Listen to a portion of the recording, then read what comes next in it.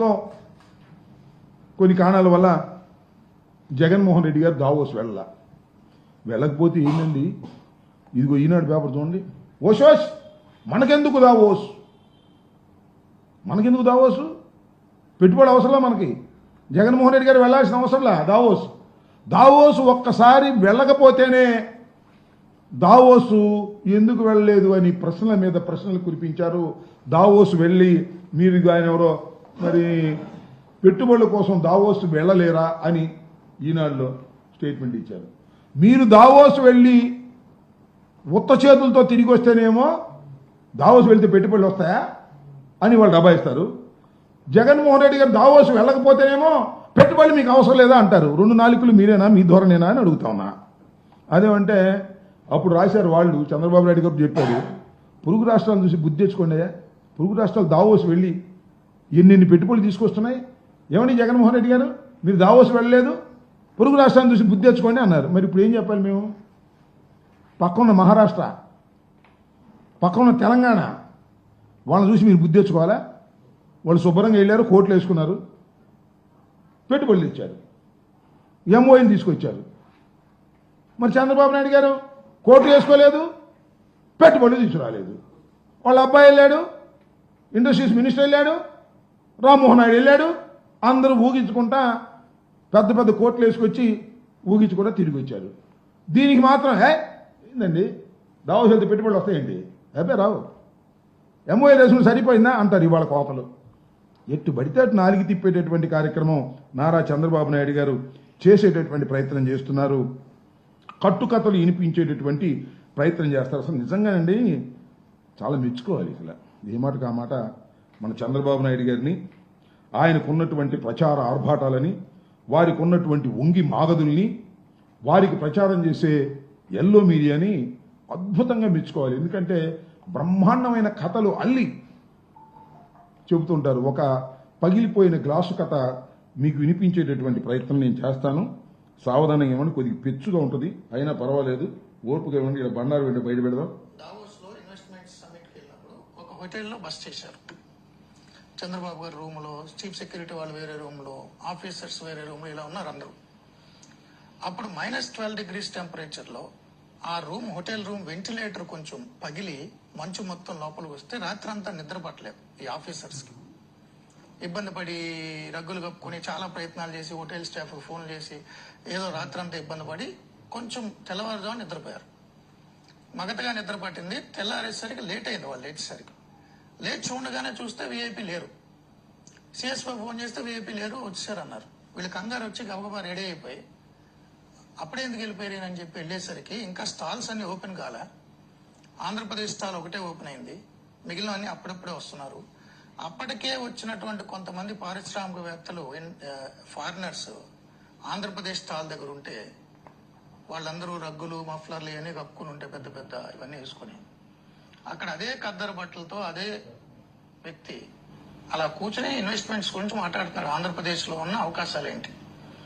ఈ ఆఫీసర్ సిగ్గుతో shy feel అయ్యి, సార్ ఏంటి సార్ ఇంత ఎర్లీగా వచ్చారు, మా రూమ్లో ఇలా జరిగిందంటే, అవును నా రూమ్లో కూడా జరిగింది కదా సార్, మీరు ఇలా వచ్చారు ఎందుకు సార్, కొంచెం సేపు ఉందా రావచ్చు కదా, ఎందుకు ఇంత చలిలో?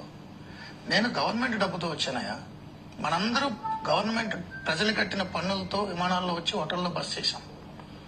అందరికంటే 10 నిమిషాల ముందు నేను వస్తే నాకు ఎలాగా టైం వేస్ట్ చేయడం అనవసరం. అది హోటల్లో ఉండే బదులు ఇక్కడికి వచ్చా అనుకో, ఇతర స్టాల్స్ తో కంపీట్ చేస్తే మనం కొంచెం ముందు ఎక్కువసేపు మాట్లాడే అవకాశం వస్తుంది.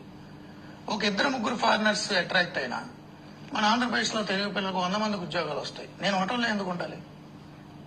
ఇది చెప్తే ఆ ఆఫీసర్ కళ్ళమ్మ నీళ్లు వచ్చినాయి. నాకు ఆయనలే చెప్పారు. అదే ఆయన విజన్, ఆయన కష్టం. దావోస్ లో మీటింగ్ జరుగుతుంది కదా, ఇండస్ట్రియల్ సమ్మిట్. చంద్రబాబు గారు కూడా అందరినీ ఆయన టీం దావోస్ వెళ్ళాడు. వెళ్ళిన తర్వాత అందరు మీటింగ్ పొద్దున్నే టైం 9 ఎంత ఫిక్స్ చేసుకున్నారు. ఈయన ఫోటోస్ అని ఇట్లా రూమ్స్ ఉంటాయి కదండి, ఈయన ఆయన చెప్పాడు కదా, నేను మీకు చెప్తున్నాను, ఆయన చూడలేదు సార్. ఆయన అంత పెద్ద మనిషి, ఆయన నాకు ఫోన్ చేసి చెప్పాల్సి అవసరం. ఇట్లా రూములు మొత్తం ఇట్లా కట్టుకొని రూములు ఉన్నాయంట. విపరీతం అక్కడ -10 degrees వచ్చాయి. దావోస్ అంటే యూరోప్ అంతా విపరీతం చలి ఉంటుంది. విపరీతం చలిలో వీళ్ళ కర్మ కానీ వీళ్ళున్న వింగ్ మొత్తం గ్లాస్ ఎదురు విపరీతమైన చలట, భయంకరమైన చలి. మంచి వస్తుంది.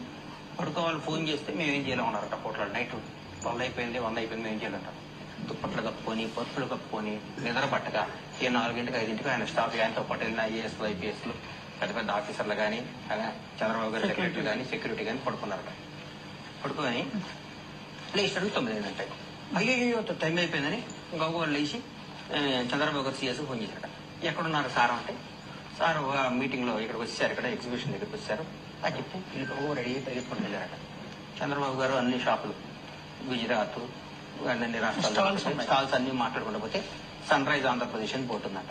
పోతే చంద్రబాబు గారు ఒకటే మామూలు షర్టు వేసుకొని చుట్టూ ఫారినర్స్ 10 మంది వేసుకొని చెప్తున్నట ఆంధ్రప్రదేశ్ చాలా గొప్పది, మొత్తం సముద్రం ఉంది, 900 కిలోమీటర్ల సముద్రం ఉంది, మీరు పెట్టుబడులు పెడితే చాలా గొప్పగా ఉంటది, భూమి బద్దలైపోద్ది, అందరు రండి. ఆయనకు అలవాటే కదా, ఎవరిని బట్టి వాళ్ళని తెచ్చుకోవచ్చు ఇస్తున్నట. అదే ఇస్తున్నట. సార్ ఏమ్మా అన్నట. సార్ సారీ సార్, రాత్రి మాది ఇట్లా పగిలిపోయి బాధతో లేదా మంచుతో నిద్ర పట్టదంటే నారం కూడా పగిలింది అన్నట. సార్ మరి మీ నిద్ర అంటే ఏమన్నా నిద్ర పొద్దున్నే రోజు నిద్రపోకపోతే ఏం కాదు కదా, మనం ఆంధ్రప్రదేశ్ ప్రజల సొమ్ముతో ఇక్కడికి వచ్చాం కదా, వాళ్ళ డబ్బుతో వచ్చి మనం పగలు పడుకుంటే ఎట్లా, నేను ఒక 10 నిమిషాలు ముందు వచ్చానుకో, ఈ కదమ స్ట్రీట్లు స్టాల్ ఓపెన్ చేయకముందే నేను ముందు వచ్చానుకో, వచ్చి నేను మాట్లాడాను అనుకో, ఏదో ఒక కంపెనీ వచ్చినా కానీ ఈ వెనకబడి రాయలసీమలో ఉత్తరాంధ్రలో పెట్టామనుకోండి, ఒక 100 కుటుంబాలు బాగుపడదు, దాని ద్వారా ఒక 5-6 వేల మంది హ్యాపీగా ఉంటారు కదా, వాళ్ళ భవిష్యత్తు ముఖ్యమైన ముందు వచ్చాను అన్నట్టు. అలా మాట చెప్పగలను నాకు ఎంత దుఃఖం. ఈ 2 కేసులు, ఈయనెవరైనా ఈ పైన ఈయన ఎవరు తెలుసుగా టీవీ5లో ఈ పేరు ఏదో ఉందయ్యా, మూర్తి అనుకుంటే ఈ పేరు. ఈ పక్కన గణేష్, బండ్ల గణేష్, ఈయన మూర్తి బండ్ల గణేష్. ఇది ఎప్పుడుది 13/11/2023లో ఈ పక్కన ఆయన పేరేంటి టీవీ5లో మూర్తితో బండ్ల గణేష్ గారు చెప్పిన కథ. ఈ మూర్తి అని ఆయన మళ్ళీ కొత్తగా చెబుతాడు కథ. మొన్న ఇప్పుడు ఇది 21/25 కథ చెబుతున్నాడు ఈయన. ఆయనేమో బండ్ల గణేష్ ఏమో నాకు తెలిసి పాపం సినిమా ప్రొడ్యూసరు, అప్పుడప్పుడు ఇలాంటి కథ కూడా రాస్తాడేమో మరి తెలియదు. గ్లాసు పగిలిన కథ, అప్పుడు చెప్పిన గ్లాసు పగిలిన కథ మొన్న ఈ టీవీ5 అంటే తెలుసుగా, మన బిఆర్ నాయుడు గారు టీడీడీ బోర్డు మెంబరు, చైర్మన్, ఇట్లాంటి కట్టుకథలు అన్ని చెప్పినందుకే ఆయనకి తిరుమల తిరుపతి దేవస్థానం బోర్డు చైర్మన్ ఇచ్చారు. ఆయన కాలు పెట్టగానే 6 చచ్చిపోయారు. మహాపాపం చేశాడనమాట. అది ఇలాంటివన్నీ చేసి ఈ మూర్తి గారు అనే ఆయన 2023లో చెప్పిన గాజు పగిలిన ఇది గ్లాసు కథ, పగిలిన గ్లాసు కథ మళ్ళా మొన్న చెబుతున్నాడు. ఏంది స్వామి నాకు అర్థం కాల మీకు, ఇన్ని కట్టుకథలు చెప్పి ఇంత ప్రచారం చేసి సూర్యుడు వీరుడు, చలిని కూడా లెక్క చేయని వాడు, మంచులో కూడా పడుకోగలిగిన వాడు అని ఇట్లాంటి కోతలు కోసేటటువంటి కార్యక్రమం మీరు చేసి చివరికి ఏంటి అంటే కోట్లు ఖర్చు పెట్టారంటే ఎన్ని కోట్లు చెప్పటల్లా, పెట్టుబడులు మాత్రం రాలేదు, పెట్టుబడులు రావు, దావసెళ్తే పెట్టుబడులు వస్తాయని డబాయింపు సెక్షను, ఇట్లాంటి పగిలిన గ్లాసు కథలు ఎన్నో చెప్పి చంద్రబాబు నాయుడు గారి దగ్గర ఏమీ లేకపోయినా ఒక అద్భుతాలు జరిగిపోతున్నాయి అనేటువంటి భ్రమను కల్పించేటటువంటి కార్యక్రమం ఇవాళ చంద్రబాబు నాయుడు గారు చేస్తున్నారు. ఇందాక ఉపన్యాసం కూడా అదే అద్భుతమైన ఉపన్యాసం చెబుతున్నాడు.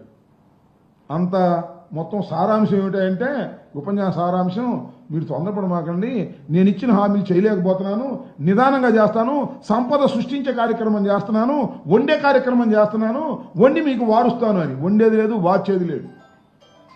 జగన్మోహన్ రెడ్డి గారు అప్పులు చేశాడు, నువ్వు అప్పులు చేయకుండా పరిపాలన చేస్తున్నావా? నువ్వు అప్పులు చేసే పరిపాలన చేస్తున్నావు కదా. జగన్మోహన్ రెడ్డి గారు ఏ బాటలో వెళ్తున్నావు, నువ్వు ఆ బాటలోనే వెళ్తున్నావు కదా. ఇవాళ కోతలు కోసేటటువంటి కార్యక్రమం ఇవాళ చంద్రబాబు నాయుడు గారు చేసేటటువంటి పని చేస్తూ ఉన్నాడు. వాళ్ళ అబ్బాయిని చూసే ఇందాక ఏదో పెట్టుబడుల గురించి అడిగారు ఎవరో విలేకరులు, నీ బోటి విలేకరులు అడిగితే, ఏమండి అప్పుడు అమర్నాథ్ గారు మేము చేసినటువంటి ఎంఓయూలే కదా మీరు ఇప్పుడు ఇంప్లిమెంట్ చేస్తుంది అని అడిగితే, ఆ కోడిగుడ్డ ఆయన అంటున్నాడు. మరి ఈయనేంటి పెద్ద పప్పు సోదు కదా, అప్పుడు దాకా పప్పు అనలేదా?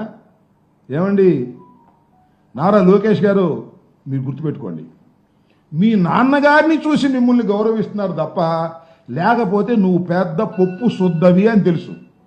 మా అమర్నాథ్ ఉన్నాడే, కోడిగుడ్డుగా అంటున్నావే నువ్వు, ఆ కోడిగుడ్డు చెప్పిన ఆయన ఒక మంత్రి గారి కుమారుడు. ఆ నాన్నగారు చనిపోయిన తర్వాత కూడా ఈ రాష్ట్రంలో గౌరవం పొందుతున్నాడు. వాళ్ళు నాన్నగారు లేకపోయినా గౌరవం పొందుతున్నటువంటి వ్యక్తి మా అమర్నాథ్ని పట్టుకుని కోడిగుడ్డు అంటావు. నిన్ను పప్పు అంటే మాత్రం నువ్వు ఒప్పుకో. నువ్వు శుద్ధ పప్పువి. ఇవాళ కొద్దిగా నిన్ను గౌరవిస్తున్నారు. ఎందుకంటే మీ నాన్నగారు నువ్వు చెప్పినట్టే చేస్తున్నారు కాబట్టి, నాకు పదవి కావాలంటే నీకు దండం పెట్టాలి కాబట్టి, నిన్ను గౌరవించాలి కాబట్టి అందరూ నిన్ను గౌరవిస్తున్నారు. ఆ గౌరవం చూసి నిజమని రెచ్చిపోవద్దని కూడా మనవి చేస్తున్నా. ఇందా ఇక్కడ చదివా నేను, ఎర్ర బుక్కు చూస్తే తెలుగుదేశం వైసీపీకి భయమా? ఎందుకు భయం అన్నాడు. నాకేం భయం? నేను ఇప్పుడో చెప్పా తిరుపతి మొన్న మీటింగ్ వెళ్ళినప్పుడు, నీ ఎర్ర బుక్కు నా కుక్క కూడా భయపడదని చెప్పా. Don't care. నీ ఎర్ర బుక్కు భయపడితే అసలు రాజకీయాలు ఎట్లా చేస్తావయ్యా? నీ ఎర్ర బుక్కు కోసం భయపడేటువంటి పరిస్థితిలో ఏ ఒక్క కార్యకర్త లేదు. ఎంతమంది జైల్లో వేసినా మేము ముఖవోని ధైర్యంతో పోరాడుతున్నటువంటి సందర్భాలు ఉన్నాయని కూడా మనవి చేస్తున్నాం. ఇవాళ నేను రిపబ్లిక్ డే తరఫున మరి మన గవర్నర్ గారు చెప్పించారు. ఏం చెప్పించారు? ఏమీ లేవు. ఈ పని చేస్తాం అని చెప్పలా. మేము అధికారంలోకి వచ్చినటువంటి కొత్తలో రాష్ట్రపతి మన గవర్నర్ గారు రిపబ్లిక్ డే సందర్భంగా ఎన్ని విషయాలు మాట్లాడారో ఇక్కడ నేను మీకు గుర్తు చేస్తా. ఆ రోజు గ్రామ సచివాలయాలు ఏర్పాటు చేసే దాని గురించి మాట్లాడాం. 1,03,000 మందికి మేము శాశ్వతమైన ఉద్యోగాలు ఇస్తామని కూడా మేము ఆ రోజున చెప్పడం జరిగింది. 2,07,000 మందికి 2.7 లక్షల మందికి ఉపాధి కల్పిస్తామని చెప్పాం. మొత్తంగా 4 లక్షల మందికి ఏకంగా ఉద్యోగ అవకాశాలు, ఉపాధి అవకాశాలు కల్పిస్తామని ఆ రోజున చెప్పడం జరిగింది. అదేవిధంగా జగనన్న అమ్మఒడి గురించి చెప్పాం. అదేవిధంగా 3,000 కోట్ల ధరల స్థిరీకరణ నిధి గురించి చెప్పాం. ఈ విధంగా అనేకమైన విషయాలు, ఆరోగ్యశ్రీని పెంపొందించే కార్యక్రమాల గురించి చెప్పాం. అనేకమైన విషయాలను ఆ రోజున ఫస్ట్ రిపబ్లిక్ డే సందర్భంగా గవర్నర్ గారు చెప్పినటువంటి సందర్భం వాళ్ళు ఏమీ లేవు. అంత పోసుకోళ్ళు కవర్లు మమ్మల్ని తిట్టడం తప్ప మేము ఇది చేస్తామని చెప్పినటువంటి సందర్భమే లేదు. ఈ విధంగా ఒక దుర్మార్గమైనటువంటి పరిపాలన చేస్తూ ఇవాళ 6 మాసాలు అయిపోయింది. 6 కాదు, 8-9 మాసాలు అవుతుంది. ఇంకా జగన్మోహన్ రెడ్డి గారిని ఆడిపోసుకోవటమే. ఇవాళ బ్రాండ్ పెంచుతున్నారంట. ఆంధ్ర బ్రాండు అక్కడికి వెళ్ళి పెంచుతున్నారంట. ఎక్కడికి వెళ్ళి? దావోస్ వెళ్ళి. బ్రాండ్ నాశనం అయిపోయిందంట. మేమున్నప్పుడేమో పెట్టుబడులు వచ్చాయి, మీరున్నప్పుడేమో పెట్టుబడులు రాలేదు. బ్రాండ్ గురించి చెప్పేటటువంటి ప్రయత్నం, మీరు కథలు చెప్పుకుంటూ వెళుతూ జనాన్ని నమ్మించేటటువంటి ప్రయత్నం చేయటం అనేది దుర్మార్గమైనటువంటి విషయం అని కూడా ఈ సందర్భంగా నేను చెప్పదలుచుకున్నాను. అందువల్ల చంద్రబాబు నాయుడు గారు ఇచ్చిన ప్రతి హామీని నెరవేర్చుకోండి.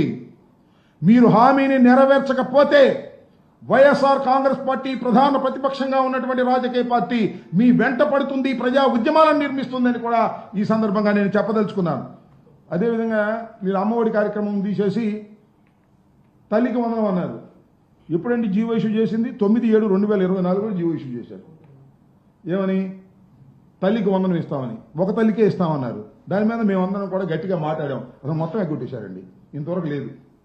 నెక్స్ట్ ఇయర్ నుంచి ఇస్తామంటున్నారంట. ఇస్తారో పెడతారో మనకు తెలియదు. ఈ విధంగా ఇచ్చిన ప్రతి వాగ్దానం ఇందాక చెప్తాను. సూపర్ 6 అమలు చేస్తున్నామని. ఏం అమలు చేస్తున్నావు నాకు అర్థం కాదు. సూపర్ 6లో ప్రధానమైంది తల్లికి వందనం కదా. అదేవిధంగా ఆడవారికి బస్సు కదా. ఒక్కటి కూడా అమలు చేయాలి. సిలిండర్ల విషయం మాత్రం కొద్దిగా 3 సిలిండర్లు ఇచ్చి కార్యక్రమం చేస్తున్నారు. అది కూడా చాలా తక్కువ మందికి ఇచ్చి కార్యక్రమం చేస్తూ ఇచ్చిన ప్రతి వాగ్దానాన్ని అమలు చేయకోకుండా ముందుకు వెళుతున్నటువంటి ఈ ప్రభుత్వం ఎందుకు అమలు చేయట్లేదంటే జగన్మోహన్ రెడ్డి గారు సర్వనాశనం చేశాడనేటువంటి ఒక బ్రాండ్ వేయడానికి ప్రయత్నం చేస్తున్నావు తప్ప ఆదాయాన్ని సృష్టించాలి, ఆదాయాన్ని పెంపొందింపజేయాలి, ఇచ్చిన